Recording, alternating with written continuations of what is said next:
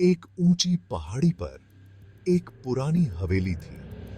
काली दीवारें, टूटी खिड़कियां। लोग कहते थे कि यहां भूत रहते हैं। कोई भी इसके पास जाने की हिम्मत नहीं करता था। उस पुरानी हवेली को काली हवेली के नाम से जाना जाता था।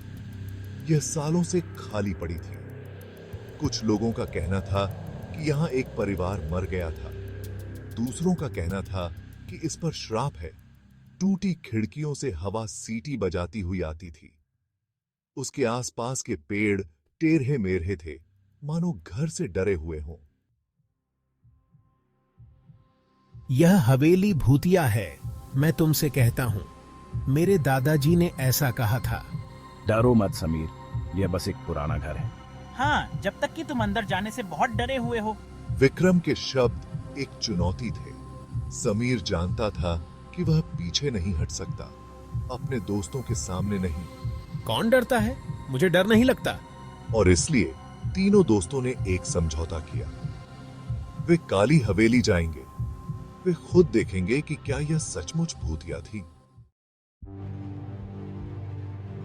जैसे ही वे हवेली के पास पहुंचे, सूरज क्षितिज से नीचे डूब गया। आसमान गहरा बैंगनी हो गया। पेड़ों से हवा सरसराती हुई बह रही थी। हवेली का फाटक टूटा हुआ था। यह खुला लटका हुआ था, हवा में चरमरा रहा था, जैसे कोई मुंह उन्हें पूरा निगलने के लिए तैयार हो। अजय ने फाटक को धक्का देकर खोला। यह विरोध में कराह उठा। आवाज से उनकी रीरज की हड्डी में सिहरन दौड़ गई। उन्होंने अंदर कदम रखा। हवा ठंडी हो गई। ऐसा लगा जैसे कोई भार उनके सीने पर आ गया हो। उन्होंने ऊपर हवेली की तरफ देखा, जो अब उन पर मंडरा रही थी। भाग 5। सामने का दरवाजा। सामने का दरवाजा अध खुला था। लकड़ी सड़ी हुई और जर्जर थी। ऐसा लग रहा था जैसे थोड़े से स्पर्श से ही यह टूट जाएगा। अजय ने धीरे से दरवाजे को धक्का देकर खोला। यह जोर से चरमराया। आवाज पूरे घर में गूंज उठी, जैसे घर चीख रहा हो। अंदर हवेली में अंधेरा था। टूटी खिड़कियों से चांद की रोशनी ही आ रही थी। हवा में धूल और मकड़ियों के जाले भरे हुए थे। उन्होंने अंदर कदम रखा। उनके पीछे दरवाजा जोर से बंद हो गया। वे उछल पड़े। उनके दिल उनकी छाती में तेजी से धड़क रहे थे। इतनी थी ओ चीखी ही से थी। भाग 6। ठंडा स्थान। यह कहानी एक पुराने भूतिया हवेली की है, जहां हर कोने में रहस्य और डर छिपा हुआ है। अंदर की हवा भारी और स्थिर थी। ऐसा लग रहा था मानो समय यहां रुक गया हो और हर चीज एक अजीब सी चुप्पी में डूबी हुई हो। केवल उनके अपने दिलों की धड़कन की आवाज सुनाई दे रही थी। यह धड़कनें भी मानो इस भूतिया माहौल का हिस्सा बन गई थीं। वे सतर्कता से आगे बढ़े। उनकी आंखें अंधेरे में अभ्यस्त हो रही थीं। हर कदम के साथ उनके दिल की धड़कनें तेज होती जा रही थीं।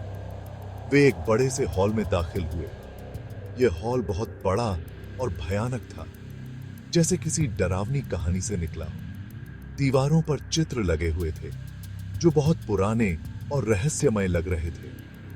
उनके चेहरे धूल और मकड़ियों के जालों से ढके हुए थे। ऐसा लग रहा था मानो ये चित्र सदियों से यहां लटके हुए हों। चित्रों की आंखें मानो उनका पीछा कर रही थीं। हर दिशा में ये आंखें उन्हें घूर रही थीं, जैसे कोई अदृश्य शक्ति उन्हें देख रही हो। आंखें जैसे ही वे चले, समीर को अचानक ठंड महसूस हुई। यह ठंड असामान्य थी, जैसे किसी अदृश्य शक्ति ने उसे छू लिया हो। वह कांपते हुए रुक गया। उसकी सांसें तेज हो गईं और उसने अपने चारों ओर देखा। क्या तुम्हें यह महसूस हो रहा है? उसने फुसफुसाते हुए कहा। उसकी आवाज में डर साफ झलक रहा था। अजय और विक्रम रुक गए। वे भी इस अजीब ठंड को महसूस कर रहे थे। क्या महसूस हो रहा है? विक्रम ने पूछा। उसकी आवाज में भी चिंता थी। यहां ठंड है, समीर ने कहा। उसकी आवाज कांप रही थी। बहुत ठंड। यह ठंड मानो उनकी हड्डियों तक पहुंच गई हो। वे एक पल के लिए वहां खड़े रहे, सुनते रहे। उनके दिलों की धड़कनें भी मानो थम सी गई थीं। सन्नाटा सिर्फ घर के चरमराने की आवाज से ही टूट रहा था। फिर उन्होंने उसे सुना, एक धीमी पर स्पष्ट आवाज। कदमों की आहट। यह आहट धीरे धीरे और स्पष्ट होती जा रही थी। कदम धीमे और भारी थे। हर कदम के साथ उनके दिल की धड़कनें और तेज हो रही थी। वे हॉल में गूंज रहे थे, दूर से आ रहे थे। हर गूंज उनके डर को और बढ़ा रही थी। वे करीब और करीब आते हुए लग रहे थे।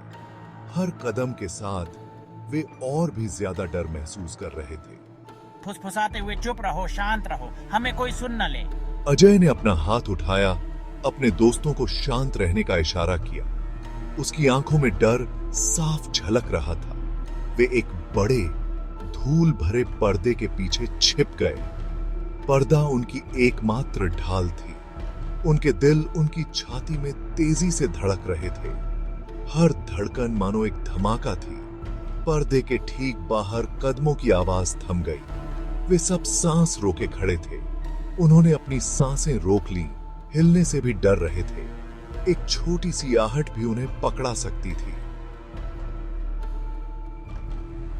फुसफुसाते हुए, कौन है वहां? उनकी आवाज में डर साफ झलक रहा था। अचानक पर्दा एक तरफ खींच लिया गया। वहां एक आकृति खड़ी थी, जिसकी आंखें अंधेरे में चमक रही थीं। यह दृश्य इतना अप्रत्याशित था कि हर कोई स्तब्ध रह गया।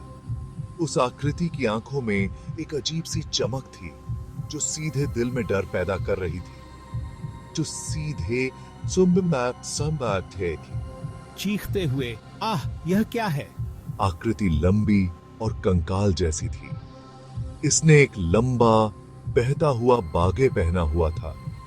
उसकी हरकतें धीमी और भयानक थीं, जैसे वह किसी दूसरी दुनिया से आई हो। इसका चेहरा सांव में छिपा हुआ था। इसने अपना हाथ उठाया। उसकी उंगलियां लंबी और पतली थीं, जैसे किसी मृत व्यक्ति की। फुसफुसाते हुए, हे भगवान, ये क्या हो रहा है? अजय और विक्रम डर के मारे जम गए थे। उन्होंने आज तक इतना भयानक कुछ नहीं देखा था। उनके दिल की धड़कनें तेज हो गई थीं और वे हिल भी नहीं पा रहे थे। यह कोई साधारण घर नहीं था। यह सचमुच भूतिया था। हर कोने में एक अजीब सी ठंडक थी, जो रोंगटे खड़े कर देती थी।